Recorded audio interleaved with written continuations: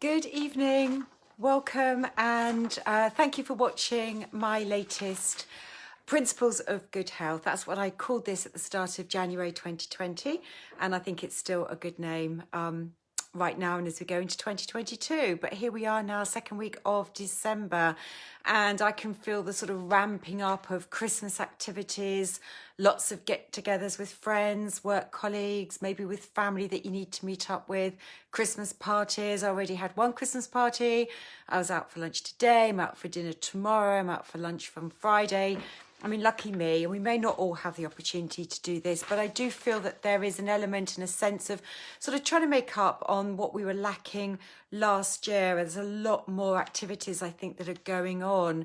But for some of us, you know, we may be trying really hard, and maybe we've made some big changes this year and we're feeling pretty good about ourselves in our health and in our overall weight. And often we get to this point of the year when we sort of feel like everything lets go. And some people really sort of dread that feeling of getting through Christmas, and you wake up in January and you sort of feel that all that good work has gone to waste. And what I want to explain to you now is it doesn't need to be that way.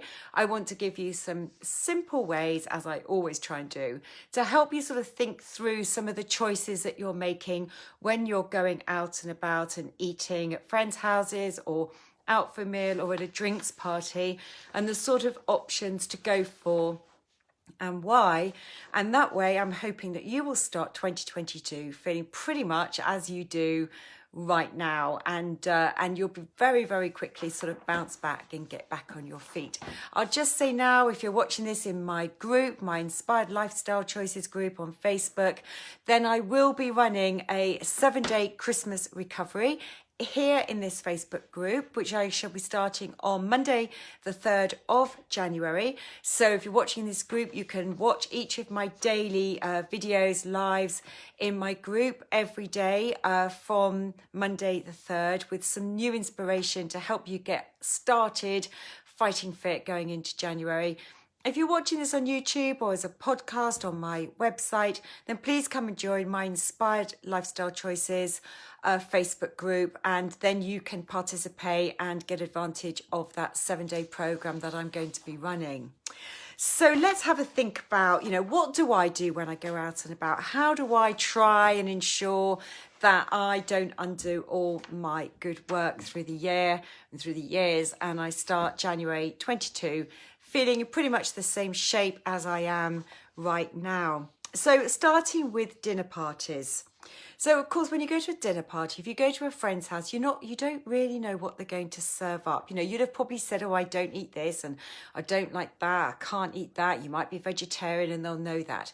But other than that, you're going to turn up at a dinner party, you're not really going to know what they're going to serve up. And maybe not, you might find it's a 3-course meal. There could be cheese and biscuits, there could be chocolates.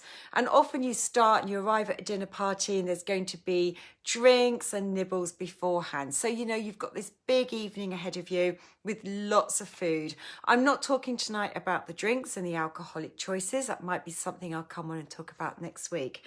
So what do? I think first and foremost, the one mistake that many people make when they think they're going out, big night out, eating around a friend's house and to know there's going to be a lot of food, is they starve themselves during the day. They think, I know what I'm going to do. I'm not going to eat much during the day because I'm going out tonight. And that way I will, I'm not then going to overeat. I'm not going to consume too many calories. I hate using the word calories. I don't count calories. Now, what happens if you do that is you're going to arrive at the dinner party hungry. And if you arrive at the dinner party hungry and you're immediately served up a drink and there's crisps and peanuts and things like that, you're going to be hungry and you're going to start eating them, and you could start eating them quite rapidly. I think the best thing to do is to not go to a dinner party starving, not to have skipped a meal beforehand. You know, have breakfast, have your normal lunch, you know, and so that you don't arrive there absolutely ravenous. That way you can turn up, you can have a drink, you might have the odd crisp, but you're not going to start really tucking in and eating them too quickly. Now, as the food gets served up, often there's a bread basket. That's the one thing I would say try and avoid. You know, bread is empty calories. It is just starch. Starch is just sugars. Sugars rapidly raise your blood glucose levels. And if that happens, then the body is going to probably convert most of that excess glucose into fat. This is where we start to go wrong. So really try and avoid the bread basket, because it isn't going to be delivering anything for you at all. Now, with the rest of the meal, you want to try and eat more slowly. With most of our meals, a lot of people tend to sort of gobble it up and eat far too quickly. Now, not only from a digestion point of view do we not want to do that, it's not going to help our digestion, but when we just try and pause and try and eat more slowly and try and chew our food well, then it allows time for the sensors in our stomach. As the stomach expands with the food, the sensors in the stomach will then detect when it is full, sends a message to the brain, and then therefore by the time you're sort of thinking of eating the next mouthful, you're sort of already beginning to realize that actually you're quite full and that you don't want to eat much more. Whereas if you try and consume your food really quickly, you've eaten too much. And then by the time you think, actually, I'm full, you're actually really, really too full. And you've overeaten and eaten far too much. So just try and slow it all down a bit. Now, when you're choosing your meal, hopefully the things are going to be served on the table in front of you, so you can at least choose what's there. Always try and put the vegetables on your plate first. I don't know, depending on what's being served up, if it's a meat dish, fish dish, whatever it might be. But if there's vegetables being served up, give yourselves plenty of vegetables, and try not to overdo all the starchy carbohydrates, the rice, the potatoes, the pasta. That's the bit, like the bread, that we need to be very, very careful of. That's the bit that's going to raise your blood sugar level, and that excess sugar is usually converted into fat that gets deposited around the abdomen, and that's where we don't want it to go. So aim to get more of those non-starchy, non-root vegetables, because parsnips and swede, like potato, these root vegetables, are the really, really starchy ones. Carrots are, although they're a root vegetable, they are actually okay, but get lots of above ground vegetables on your plate.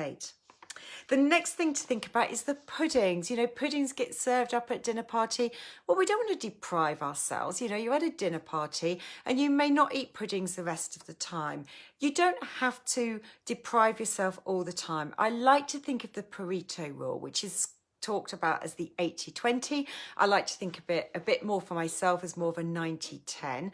If 90% or even 80% of the time you are eating in accordance with the healthy principles that you follow, then it's okay for the other 10, maybe 20% at this time of year to go a little bit off target, off plan for what you'd normally do. So you can have a little bit of pudding, but try and ask for a really small portion.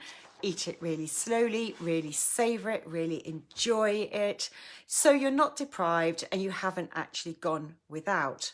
The same with chocolates. This is my absolute weakness. My friends will know that. I'm not very good if chocolates are on the table. But if you've eaten quite a lot, again, you could have one, you could have two, but just try and enjoy them, eating them slowly, really, really enjoy, so that you've had something, you've had that chocolatey flavour and you haven't been deprived. Now, what about cheese and biscuits, if that's also served up at a dinner party? Now, I think many people will think it's the cheese that's a problem, it's the fat. It's not the fats that are a problem with the weight gain. It's going to be the crackers. It's going to be those biscuits. So if you really fancy a little bit of cheese, maybe cut off a couple of little small chunks of cheese and just eat the cheese slowly and not have the crackers, the biscuits, alongside it with the cheese. So that's my advice to the dinner party.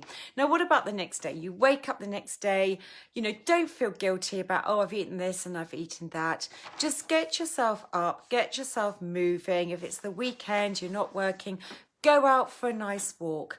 You may want to think about skipping breakfast. As I said, I don't normally go around saying skip meals, but if you've heard any of my other talks where I've talked about time-restricted eating, where we eat in a smaller window and have a long break between one meal and the next, which is my sort of the 8-16 type principle, time restricted eating. So if you've eaten a lot the night before, then this might be an opportunity for you to skip the breakfast, go out for a nice walk, try and get some fresh air, and then eat lunch or eat a late lunch. Eat a late lunch, especially if you were eating quite late the night before. And then go back to your normal eating patterns. You don't have to then think the next day, oh, I need to skip this meal or go without something else. Just go back to exactly what you're doing before, because your body will very, very quickly adjust to what it knows it wants to eat and how it's used to eating. Now, pubs and restaurants. Now, this is when you can choose exactly what you want to eat and eat properly. But a lot of people still feel a little bit nervous about going out to eat. Now, what I would do when I look at a menu is I quickly scan that menu. I always start with the main course and work backwards from that. I don't always have a starter. I can't always manage a starter and a main course, but I always start with the main course.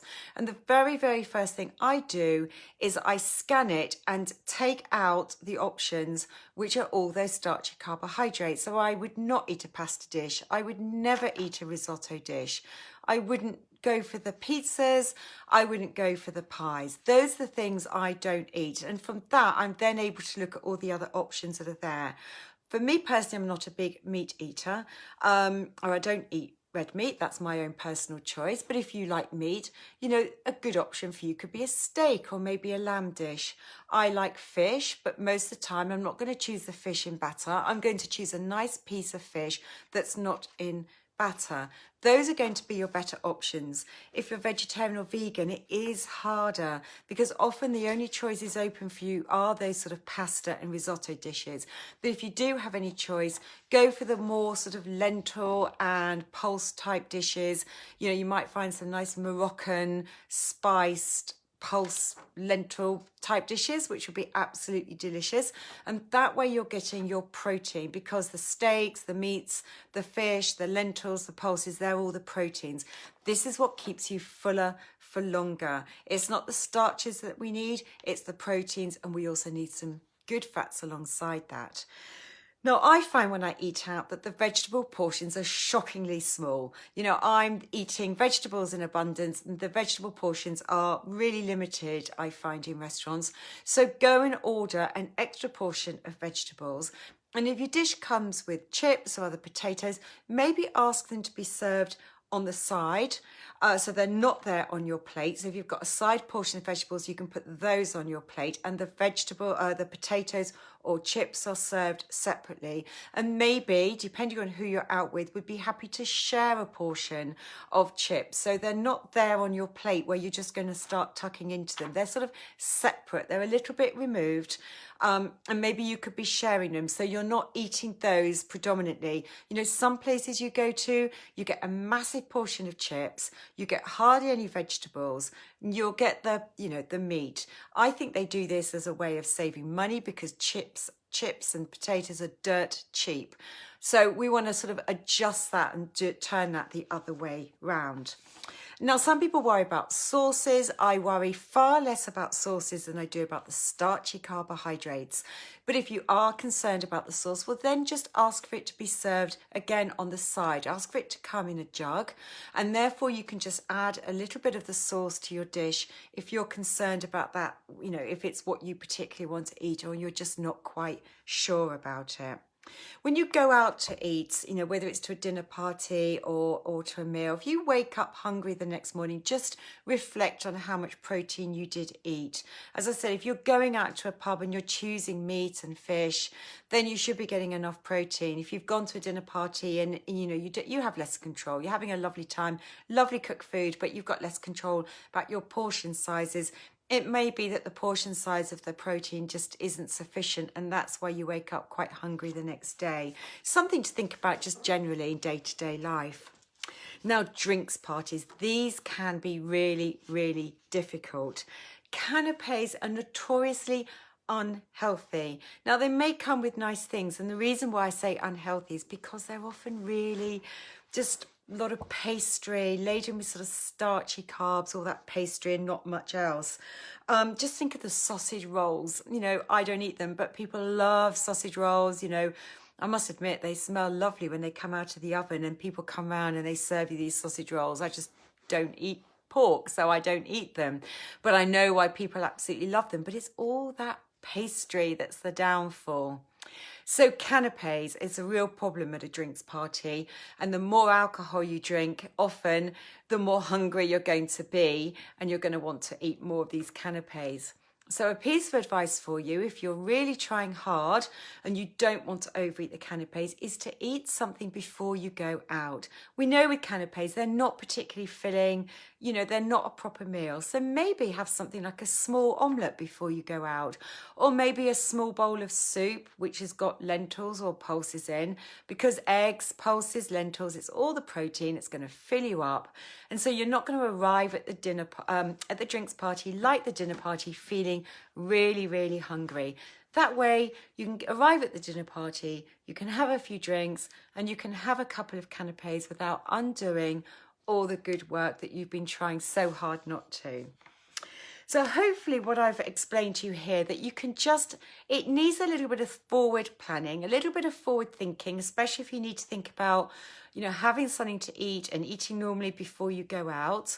But just bear in mind about thinking about these healthy choices and just making some simple switches with your meals when you're out and about. And as I said, I don't believe you have to completely deprive yourself of having the sorts of foods that you like to eat when you're going out. This 80-20 rule, if you fancy a little bit of pudding, you can have it because it's only occasional, but just try and make sure it's a small portion when you do that, and just go really easy on all those starchy carbohydrates, because this is where we tend to go wrong in this build up to Christmas.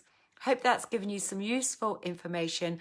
I hope you're going to go off. I hope you're going to have some wonderful parties, meeting up with friends, if that's what you're planning to do in the coming weeks. And I'll catch up with you next week. Maybe it'll be about more of the drinks when we're going out, but I'll be back next Tuesday, 6 o'clock in my Facebook group as usual, to give you my next instalment of Principles of Good Health. Have a great week, everybody. Good night.